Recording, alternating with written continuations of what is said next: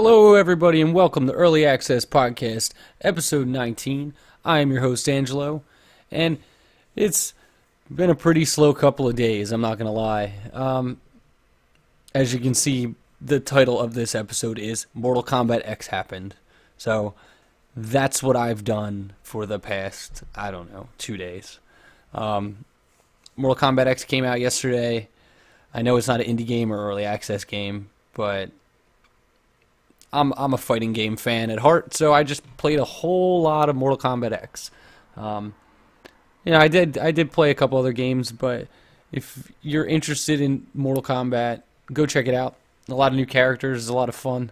They did a good job. I'm only a little bit ways through the campaign, the single player, and so far it seems just as good as the Mortal Kombat 9 one. So I would check that out. I'll put a link in the show notes. Not that you really need it. Probably should have pre-ordered it already. So you got Goro. Otherwise, you're gonna have to pay an extra $5, which I find ridiculous. But whatever. What are you gonna do? All right. The only thing that I did play since the last episode is this game called Isle. Now, there is a link in the show notes to the game's demo. Now, Isle is still currently being kickstarted. You can find the Kickstarter link on their website as well as in the show notes. Now, Isle is going to be it's an RPG voxel-based procedural game. If you watch the video I put up, it seems really cool so far. It's like a regular RPG shell, so you're dropped into the game. You pick up items, you have an item bar, think Minecraft. But what happens is there's like active terraforming that happens. So once you complete a quest, you have the ability to use points to drop these terraforming nodes down. They did a really good job with it. It seems unique. Like when you die, there's like this shadow realm trying to destroy the planet that you're on, and like these purple fireballs will start falling out of the sky and try to destroy the planet, and it'll actually eat away from the thing. So sometimes, like for instance in the video, I when I was playing, I had to get some blocks essentially and rebuild one of the bridges to go complete a quest because I had died and one of the shadow fireballs essentially destroyed the bridge across. And the controls are a little wonky still, but it has controller support, which I think is unique. And I don't know, go check it out. Like the demo's on there. You can try the demo out. I think it's about an hour worth of gameplay. They say, hour 2 hours. And if you're interested in checking out more of it, I would go help out and toss in some money for the Kickstarter. Otherwise, the game won't get done, or maybe it will. I'm sure they got other means outside of Kickstarter. All right, so the next thing is gonna be, I guess we'll jump into new releases.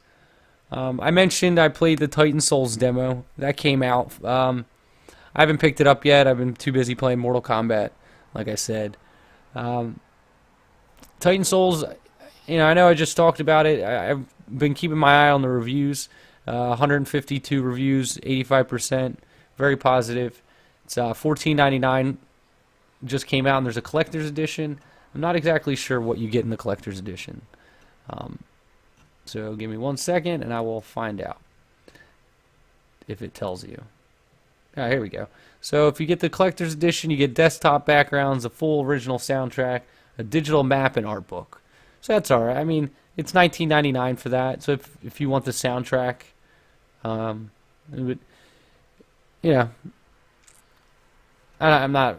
like game music. I don't know if I like it enough to spend money on it. There's some pretty negative reviews though, especially recently. I think people are. It's a short game from what I'm reading, and that's disappointing. Seems like on average it's taking people about 3 hours or so to finish it. I really liked the demo though, and I could see myself playing this, like playing the full version of it. So I'm gonna have to recommend at this time to just go download the demo, see if it's something you like, and then toss it on your wish list. And I would pick it up when it goes on sale.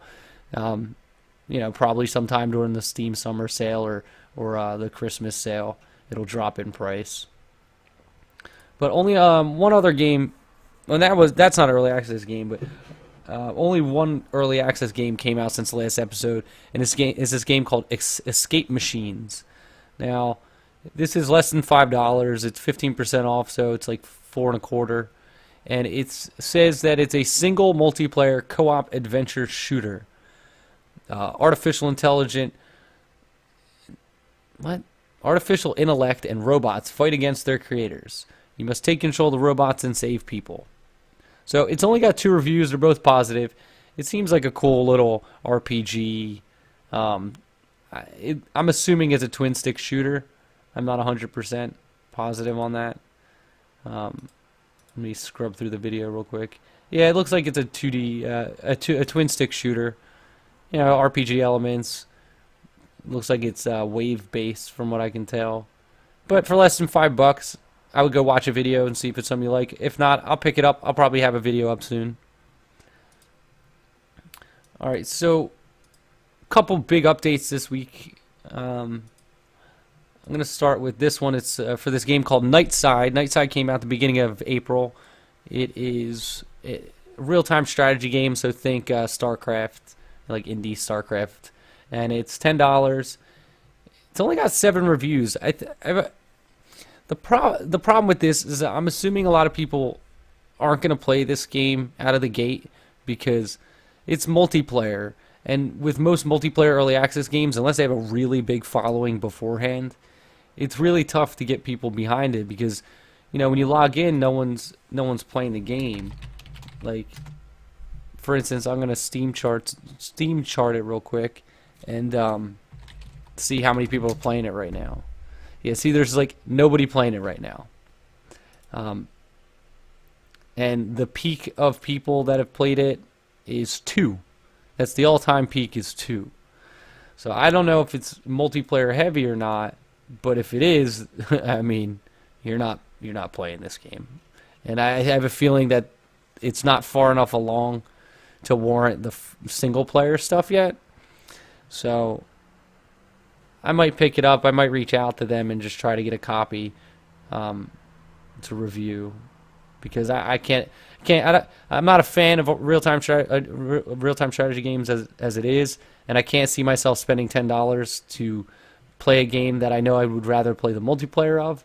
So, however, it looks good, so it's got that going for it. So check that out if that's what you're into. All right, got this game, which I find odd that it doesn't give me the percentage of reviews for it. It's called Vertiginous Golf. I'm probably saying that wrong. Like, why do you gotta have a shitty name? So it's a mini golf game or like a golf game. It's a dystopian steampunk mini golf adventure game. Came out March 7th of last year. It's $15, still in early access. From what I can see, there's no negative reviews. So if you like mini golf games, it seems like it's a good mini golf game. But they just had an update, and let's see what they say.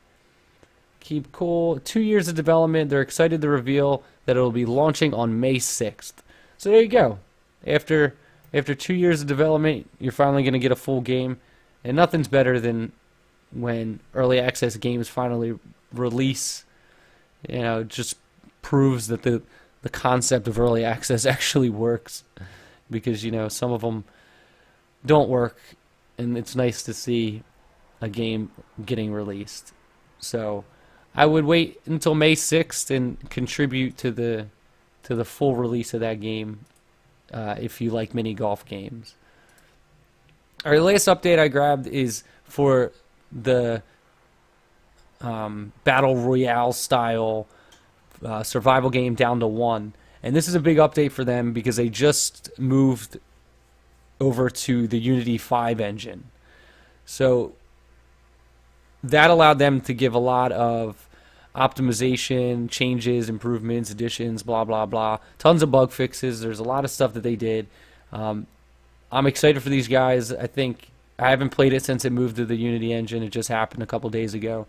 I'm excited to check out what exactly they did, what the Unity 5 engine brings to this game. Was it even worth switching it over? I'd have to imagine it was, just for optimization purposes, but you know, sometimes you make big moves like that and it breaks things more, but hopefully it was a pretty seamless transition for them, and hopefully they get more people coming and playing this game.